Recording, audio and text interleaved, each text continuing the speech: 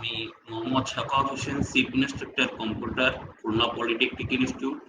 এই বৈশ্বিক করোনা ভাইরাসের মহামারীতে যে যেখানে আছেন, সুস্থ আছেন এবং আমার এই লাইভে, ফেসবুকে এই লাইভে যারা আছেন প্রত্যেককে শুভেচ্ছা জানিয়ে আমি আমার আজকের লেকচার শুরু করছি।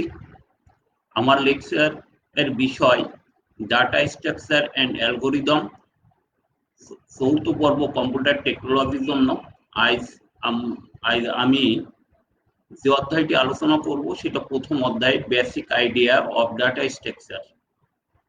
আমরা প্রত্যেকেই জানি যে ডাটা স্ট্রাকচার কম্পিউটার টেকনোলজির একটা ভ্যালুয়েবল সাবজেক্ট এবং এই সম্পর্কে, ডাটা স্ট্রাকচার সম্পর্কে ভালো ধারণা না থাকলে পরবর্তীকালে আমরা কম্পিউটার টেকনোলজির অনেক কিছুই আমরা জানতে পারি না।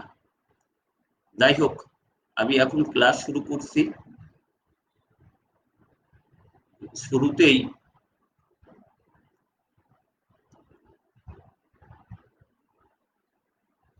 শুরুতেই আমরা জানবো যে ডাটা স্ট্রাকচারে শুরুতেই আমাদের জানতে হবে ডাটা ও ইনফরমেশন কি। আমরা জানি ডাটা শব্দের অর্থ হলো উপাত্ত। সাধারণ অর্থে কোনো বিষয় বা ঘটনার মান বা দলীয় মানের সমষ্টিকে ডাটা বলা হয়। ডাটার নিজস্ব কোনো স্বাধীন সত্তা নাই, অর্থাৎ ডাটা স্বাধীনভাবে কোনো কাজ করতে পারে না। যেমন এখানে উদাহরণ হিসেবে আমি দেখিয়েছি যে দেলোয়ারের বয়স 18 বছর। তাহলে এখানে দেলোয়ার একটি ডাটা, 18 একটি ডাটা। এখানে দেলোয়ার একজন নাম এবং 18 দ্বিতীয় ক্ষেত্রে তার বয়স নির্দেশ করে। এখানে আমরা একটা জিনিস খেয়াল করতে পারবো যে দেলোয়ার বা 18 স্বাধীনভাবে কিন্তু কোনো সত্তা প্রকাশ করে না, কিন্তু যখন হচ্ছে বলছি যে দেলোয়ারের বয়স 18 বছর, তখন এটা একটা স্বাধীন সত্তা প্রকাশ করে। এজন্য ডাটার অভাব নেই, অর্থাৎ আমরা যা কিছু বলবো, যে সমস্ত জিনিস বলবো বা দলীয় যা কিছু বলবো সবই ডাটা। এই ডাটাকে প্রক্রিয়া করে অর্থাৎ প্রসেস করে আমরা ইনফরমেশন পেয়ে থাকি। ইনফরমেশন শব্দের অর্থ হচ্ছে তথ্য। ইনফরমেশন বলতে আমরা বুঝি সংগৃহীত ডাটা বা উপাত্ত প্রক্রিয়াকরণের পর প্রয়োজন মতো সাজানো বা অর্থপূর্ণ অবস্থাকে তথ্য বা ইনফরমেশন বলে। আমরা অনেকেই ঘুরিয়ে ফেলি, আমরা ডাটাকে অনেকে ইনফরমেশন বলে ফেলি। এটা কিন্তু খুবই রং। এই জন্য আমার প্রিয় ছাত্রছাত্রীদেরকে আবারও বলছি, প্রত্যেকে যেন ডাটা এবং ইনফরমেশন এটাকে যেন গুলিয়ে না ফেলো। ইনফরমেশন সর্বদাই মনে রাখতে হবে যে ডাটাকে প্রসেস করলে আমরা ইনফরমেশন পেয়ে থাকি। আবার ইনফরমেশনটাকে যদি আবার পুনরায় যখন প্রসেস করি, তখন কিন্তু সেই ইনফরমেশনটা তখন ডাটা হিসেবে কাজ করে। সবসময় আমার মনে রাখতে হবে ডাটার প্রক্রিয়ালব্ধ ফলাফলই ইনফরমেশন। যেমন পরীক্ষার ফলাফল, বয়সের গড় ইত্যাদি। অর্থাৎ এক কথায় আমরা বলতে পারি যে প্রসেসকৃত ডাটাটাকেই আমরা ইনফরমেশন বলতে পারি। তবে আমাদের অবশ্যই খেয়াল রাখতে হবে ইনফরমেশন একটা পরীক্ষালব্ধ ফলাফল। আমাদের পরীক্ষায় অনেক সময় ডাটা ও ইনফরমেশন সংজ্ঞা না আকারে পার্থক্য আকারেও আসতে পারে। এজন্য তোমরা এই বিষয়টা অবশ্যই খেয়াল রাখবা। ইনফরমেশনের কিন্তু স্বাধীন অস্তিত্ব আছে, কিন্তু ডাটার কিন্তু স্বাধীন অস্তিত্ব নাই। এই বিষয়টি প্রত্যেকে একটু অবশ্যই খেয়াল করবে। নেক্সট, এখন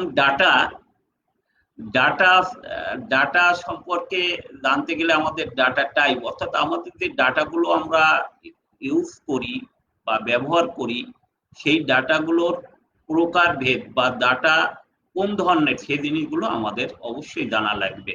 সেই জন্য আমি এখানে ডাটা টাইপ একটু ছক আকারে তোমাদের সবার উদ্দেশ্যে উপস্থাপন করছি।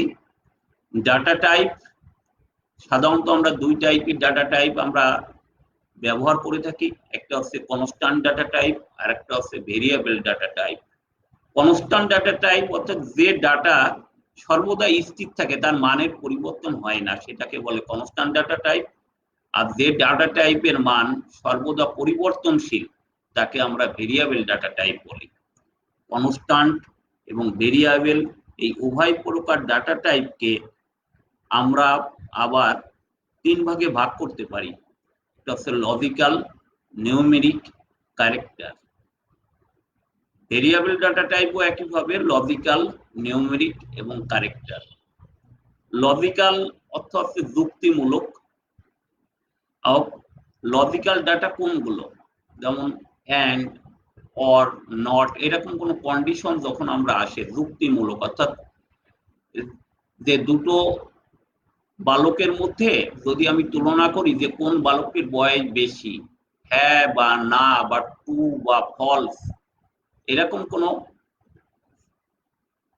যুক্তি বোঝায় সে জিনিসগুলোকে বলি আমরা লজিক্যাল ডাটা।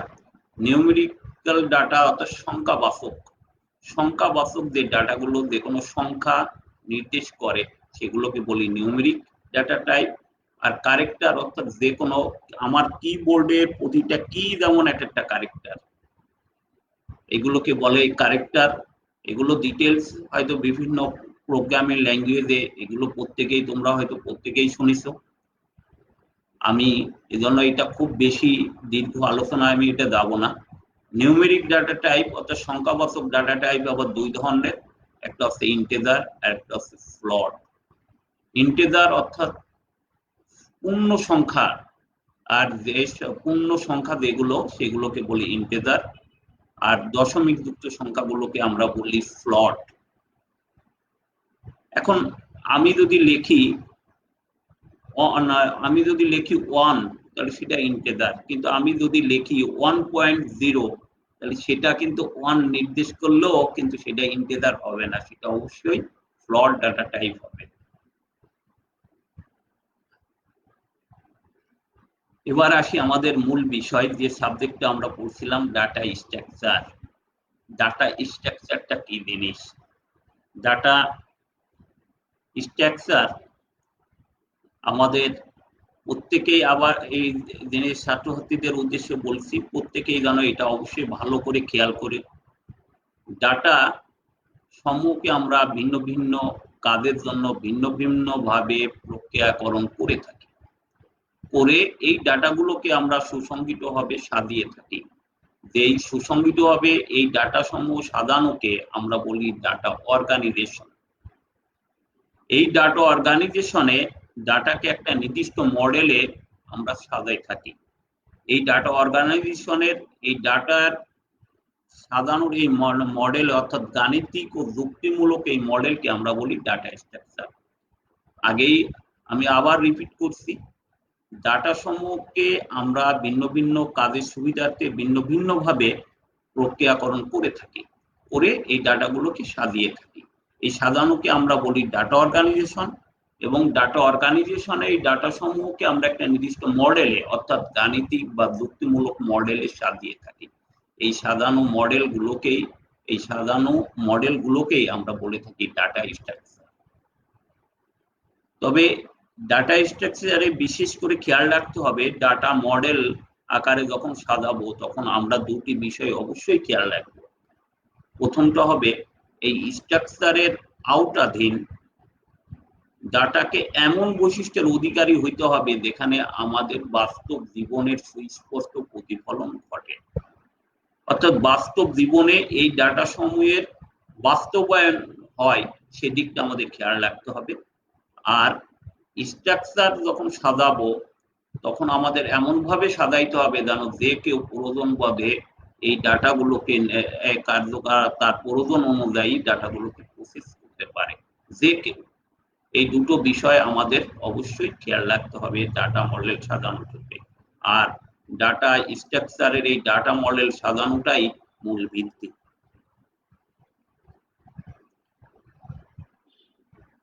ডাটা স্ট্রাকচারের ক্লাসিফিকেশন বা প্রকারভেদ আমরা এখন দেখি ডাটা স্ট্রাকচার কে মূলত আমরা দুই ভাগে ভাগ করতে পারি। একটা হচ্ছে প্রিএমটিভ ডাটা স্ট্রাকচার, একটা হচ্ছে non primitive data structure. Primitive data structure আর কে আমরা 4 ভাগে ভাগ করে থাকি: integer, float, character, pointer. Non primitive data structure কে আমরা 3টে ভাগে ভাগ করে থাকি: একটা হচ্ছে অ্যারেজ, লিস্ট, ফাইলস। লিস্ট আবার দুই টাইপের, একটা লিনিয়ার লিস্ট আর একটা নন লিনিয়ার লিস্ট।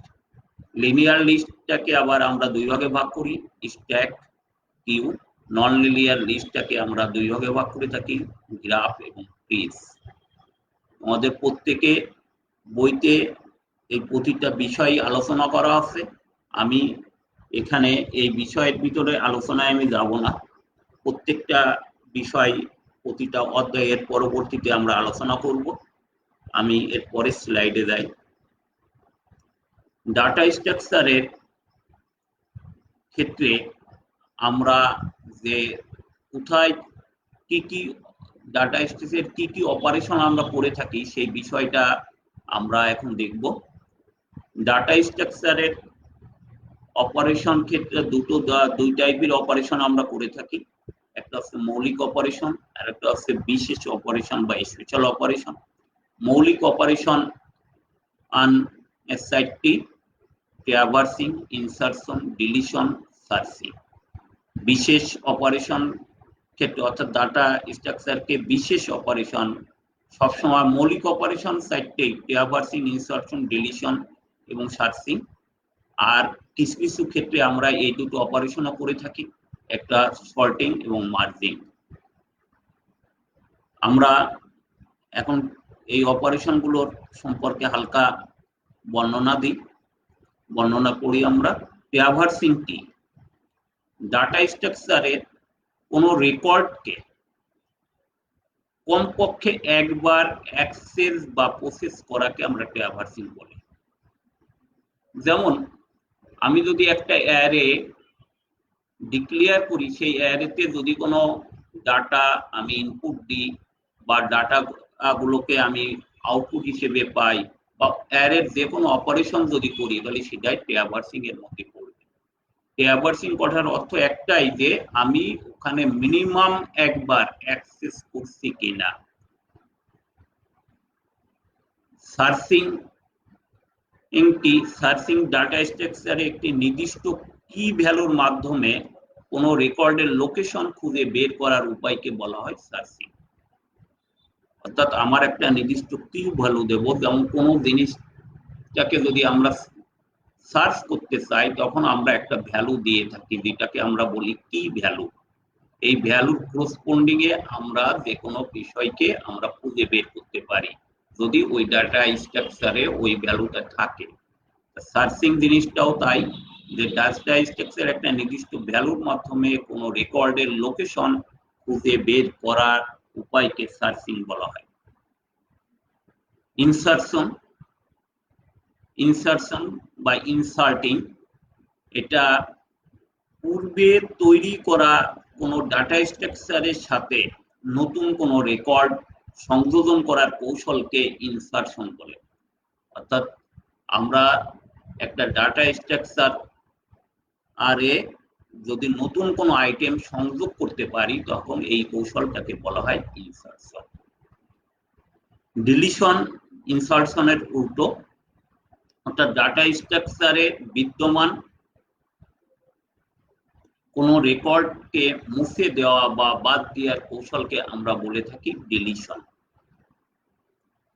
সর্টিং, আমরা ডাটা স্ট্রাকচারে যে ডাটাগুলো বিদ্যমান থাকে তাদেরকে একটা নির্দিষ্ট ক্রম অনুসারে অ্যাসেন্ডিং বা ডিসেন্ডিং যে কোনো অর্ডারে সাজানোকে বলা হয় সর্টিং। মার্জিং, অর্থাৎ দুটি ভিন্ন ফাইল, দুটো আলাদা ডাটা স্ট্রাকচারে থেকে তার রেকর্ডগুলোকে একত্রে সর্টিং অবস্থায় তৃতীয় কোনো ফাইলে রাখার কৌশলটাকে আমরা বলি মার্জিং। আমরা ডাটা স্ট্রাকচারের যে ক্লাসিফিকেশন আমরা স্ট্যাক, কিউ, অ্যারে, লিস্ট এগুলো আমরা দেখছি। এগুলোর যে কোনোটার ক্ষেত্রে এই 6টি অপারেশন প্রযোজ্য হবে। এই অপারেশন গুলো সম্পর্কে যদি আমাদের ক্লিয়ার ধারণা না থাকে তাহলে আমরা ওখানে যে ডাটা স্ট্রাকচারের কোনো অপারেশন করতে দেয় সমস্যায় পড়তে পারি। এই জন্য ছাত্রছাত্রীদেরকে বলবো তোমরা অপারেশন গুলো সম্পর্কে ক্লিয়ার ধারণা রাখবে।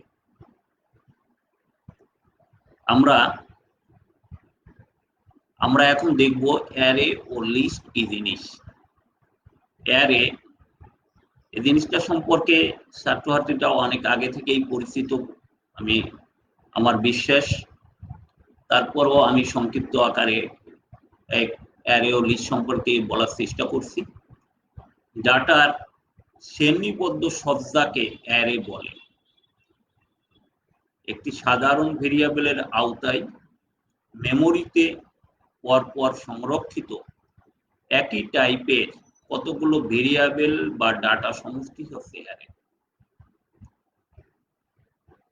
অর্থাৎ একটা সাধারণ ভেরিয়েবলের আওতায় মেমোরিতে পরপর সংরক্ষিত, অর্থাৎ মেমোরি একটা নির্দিষ্ট লোকেশন থেকে শুরু করে কখনো ওর ভিতরে গ্যাপ থাকবে না, যে একই টাইপের, আমার এখানে অবশ্যই খেয়াল রাখতে হবে একই টাইপের ডাটা হতে হবে, সেই ডাটার সমষ্টিটাকেই বলা হয় অ্যারে। অ্যারে সাধারণত দুই টাইপের, অর্থাৎ একমাত্রিক ও বহুমাত্রিক। একমাত্রিক অ্যারেটাকে আমরা বলে থাকি লিনিয়ার অ্যারে।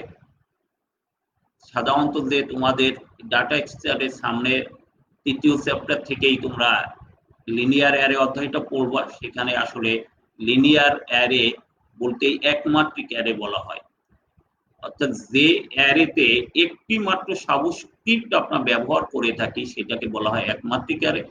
আর যে অ্যারেতে আমরা একাধিক সাবস্ক্রিপ্ট ব্যবহার করে থাকি সেটাকে বলা হয় বহুমাত্রিক অ্যারে। যাই হোক, আমরা তৃতীয় চ্যাপ্টারে একমাত্রিক অ্যারে বা লিনিয়ার অ্যারে সম্পর্কে আমরা ডিটেলস পড়ব। এটা আমাদের তৃতীয় সপ্তাহে আশা করি তোমরা এটা দেখতে পাবে। নেক্সট চ্যাপ্টার, লিস্ট কি জিনিস? লিস্ট অর্থ তালিকা। প্রাপ্ত ডাটার ক্রম বিন্যস্ত সজ্জাকে লিস্ট বলে। লিস্টে ডাটা ইচ্ছা মতন সংযোজন বা বিয়োজন করা যায়।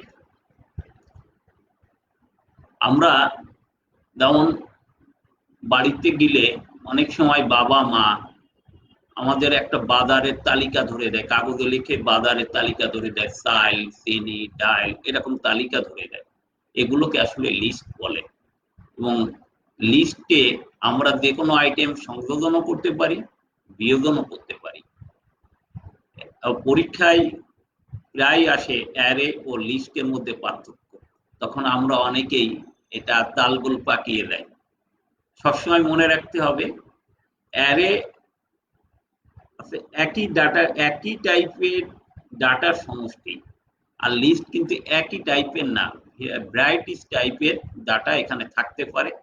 আর অ্যারেতে ইচ্ছা মতন ডাটা সংযোজন বা বিয়োজন করা যায় না, ওর একটা নির্দিষ্ট অ্যালগোরিদম বা নির্দিষ্ট একটা নিয়মের মধ্যে ওখানে ডাটা সংযোজন বা বিয়োজন করতে হয়। কিন্তু লিস্টে আমরা ইচ্ছা মতন ডাটা সংযোজন করতে পারি, অর্থাৎ ইচ্ছা মতন আমরা কেটে দিতে পারি বা ইচ্ছা মতন ওখানে ডাটা ইনসার্ট করতে পারি। তোমরা অবশ্যই এই বিষয়টি অবশ্যই খেয়াল করবা। ডাটা স্ট্রাকচারে আরো কিছু বিষয় আমাদের জানতে হবে। আমরা এই বিষয়ের মধ্যে আছে ফিল্ড, এ রেকর্ড, ফাইল। ফিল্ড কি জিনিস? তোমরা অনেকেই এক্সেলে কাজ করছো। এক্সেলে ওখানে যেমন রো এবং কলাম আছে, ওখানে রো গুলো সাধারণত এক থেকে নির্দেশ করা থাকে 1 2 3, কিন্তু ওখানে কলাম গুলোতে তোমরা দেখছো যে এ বি সি ডি থেকে জেড পর্যন্ত আবার এ বি এরকম গুলো থাকে। ওগুলোর প্রতিটাই আছে এটা একটা ফিল্ড। অর্থাৎ ফিল্ড যদি সংজ্ঞা আকারে যদি বলি, ডাটা সংগঠনে কয়েকটি ক্যারেক্টার বা বর্ণ বা অঙ্ক ইত্যাদি নিয়ে গঠিত একটি আইটেমকে ফিল্ড বলা হয়। যেমন একটা ছাত্রর ডাটাবেস যখন আমরা পড়তে যাই তখন আমরা তার নাম, রোল, তার মোবাইল নাম্বার, গ্রেড, জিপিএ এগুলো আমরা তথ্যগুলো দিয়ে থাকি। এই সমস্ত তথ্যটাই এক একটা প্রতিটাই একটা ফিল্ড। যেমন নাম একটা ফিল্ড, রোল একটা ফিল্ড, মোবাইল নম্বর একটা ফিল্ড, গ্রেড একটা ফিল্ড। আর পরস্পর সম্পর্কযুক্ত কতগুলো ফিল্ড মিলে গঠিত হয় একটা রেকর্ড। যেমন একজন ছাত্রের নাম, রোল, গ্রেড এগুলো মিলে তার একটা রেকর্ড গঠিত হয়।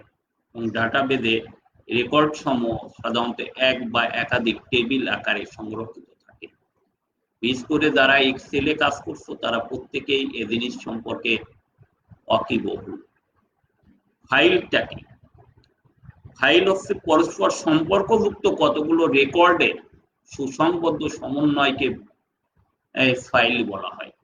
যেমন ছাত্রদের বেতন ও ফলাফলের রেকর্ড একটা ফাইলে গঠিত হয়। আমি নিচে একটা উদাহরণ সাহায্যে দেখানোর চেষ্টা করছি। যেমন একটা টেবিল আমি এখানে তৈরি করছি। টেবিলে আমার 3টে ফিল্ড দেখতে পাচ্ছি, ক্রমিক নম্বর, রোল, নাম। নিচে ক্রমিক নম্বর 001 দিয়ে তার রোল নম্বর আর নাম রাসেল। এভাবে আমি রাসেল, সালাম, রোমা এভাবে দেখাচ্ছি। এখানে ফিল্ড হচ্ছে কোনগুলো? ক্রমিক নম্বর, রোল, নাম। এই তিনটেকে আমি এই তিনটে এখানে ফিল্ড হিসেবে আছে। এখানে আমি 3টে রেকর্ড এখানে সংযোজন করেছি, রেকর্ড 1, রেকর্ড 2, রেকর্ড 3। আর সম্পূর্ণটা মিলেই হচ্ছে একটা ফাইল বা একটা টেবিল। আশা করি এই বিষয়টা বুঝতে পারছো সবাই। আমরা ডাটা স্ট্রাকচারে বিভিন্ন এখানে টি, যদিও টি অধ্যায়টা আমরা ডিটেলস আলোচনা করব, তারপরও এখানে টি জিনিসটা আমরা হালকাভাবে এখানে দেখার চেষ্টা করব। ট্রি হলো এক ধরনের ডাটা স্ট্রাকচার, অর্থাৎ যে ডাটা স্ট্রাকচারে হায়ারার্কিক্যাল সুস্পষ্ট প্রতিফলন ঘটে তাকে ট্রি বলে। হায়ারার্কিক্যাল জিনিসটা কি? অর্থাৎ হায়ারার্কিক্যাল জিনিসটা হচ্ছে, যেমন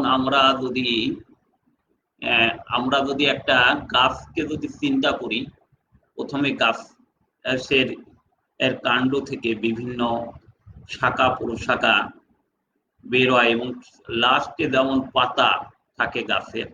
এই যে সম্পর্কটা, এটাই একটা হায়ারার্কিক্যাল সম্পর্ক। অর্থাৎ একটা থেকে তার শাখা প্রশাখা বেরিয়ে যদি দেয় একটা নির্দিষ্ট বস্তুতে দেয় শেষ হয়, তখন সেই সম্পর্ককে বলি হায়ারার্কিক্যাল সম্পর্ক।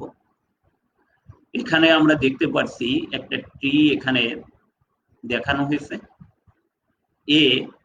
এই ট্রিটার রুট, তার এখানে যদিও একটা বাইনারি ট্রি দেখানো হচ্ছে, বাইনারি ট্রি অর্থাৎ যে ট্রি দুইটার বেশি তার হচ্ছে চাইল্ড থাকতে পারবে না, সেটাকে বাইনারি ট্রি বলে। সর্বোচ্চ 2টা চাইল্ড থাকতে পারে, একটি থাকতে পারে, কিন্তু সর্বোচ্চ 2টার বেশি নয়। এই ট্রিতে আমরা দেখছি এটা রুট হিসেবে দেখছি, তার 2টো সাব ট্রি, অর্থাৎ লেফট চাইল্ড বি এবং সি আছে রাইট চাইল্ড। এই প্রতিটা জিনিসটাকে একটা সাব ট্রির মধ্যে অন্তর্ভুক্ত করতে পারি এবং এই ট্রিটা সংযোগ করা হয়েছে এজের মাধ্যমে। আবার বি সাব ট্রির ভিতরে চাইল্ড হিসেবে আমরা ডি, ই, এফ এগুলোকে দেখতে পাচ্ছি, এগুলোকে চাইল্ড নোড বলে। আর লাস্ট এটাকে বলি আমরা লিফ নোড, যেমন জি, এইচ এগুলো হচ্ছে লিফ নোড হিসেবে আমরা দেখতে পারি।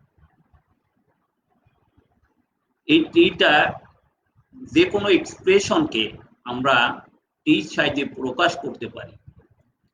যেমন আমি এখানে দেখানোর চেষ্টা করছি, 2x plus y into a minus 7b to the power cube. এটাকে আমরা ট্রি এক্সপ্রেশনে ট্রির সাহায্যে প্রকাশ করতে পারি। ট্রিকে প্রকাশ করতে গেলে সবসময় মনে রাখতে হবে যে অপারেটর গুলো সবসময় রুটে থাকবে। যেমন আমি যদি এই এক্সপ্রেশনকে দুইটা ভাগে ভাগ করি, প্রথমটাকে 2x প্লাস ওয়াই এবং পরের অংশটাকে, তাহলে এই দুটার মাঝখানে আমার কাছে চিহ্ন না থাকলেও গুণ সম্পর্ক আছে। সেজন্য আমি প্রথমে স্টার অর্থাৎ গুণটাকে আমি রুট হিসেবে দেখানো হয়েছে। নেক্সট, তাহলে next part 2x plus Y, এই দুইটাকে সবসময় আমার অপারেটর আছে প্লাস, সেই প্লাস অপারেটর রুট হিসেবে আছে। তার লেফট সাইডে থাকবে তাহলে 2x, আর রাইট সাইডে থাকবে ওয়াই। 2x টাকে আবার আমি ভেঙে দেখানো হয়েছে, অর্থাৎ 2x অর্থাৎ 2 ইন্টু এক্স। এই জন্য আমরা প্লাসের লেফটে স্টার, তার হচ্ছে লেফটে 2 এবং রাইটে এক্স দিয়ে। একইভাবে এপাশেও আমি দেখানো রাইট সাইডেও আমরা দেখতে পাচ্ছি প্রথমে পাওয়ার আছে, এই জন্য আমরা পাওয়ার চিহ্ন দিয়ে এই পাশে রাইট সাইডে যেহেতু 3 আছে সে 3 দিছি। আর লেফট সাইডে আবার a মাইনাস 7b, এখানে অপারেটর আছে মাইনাস চিহ্ন, তার লেফটে a রাইটে 7b টাকেও আমরা 7 ইন্টু বি, এই জন্য স্টার চিহ্ন দিয়ে আমি অর্থাৎ গুণ চিহ্ন দিয়ে 7 লেফটে এবং রাইটে বি। এভাবে আমরা যে কোনো এক্সপ্রেশনকে টি আকারে প্রকাশ করতে পারি।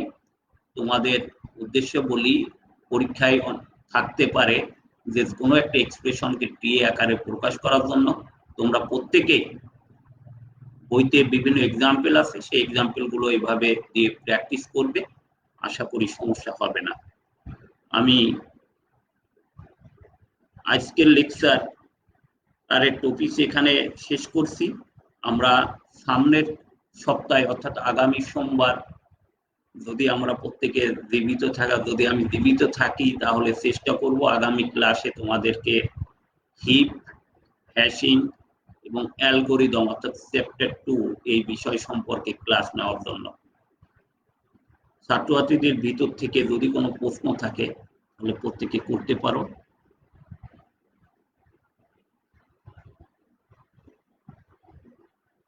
হ্যালো, কারো কোনো প্রশ্ন আছে? যদি না থাকে তাহলে প্রত্যেককে ধন্যবাদ আজকের ক্লাসের জন্য।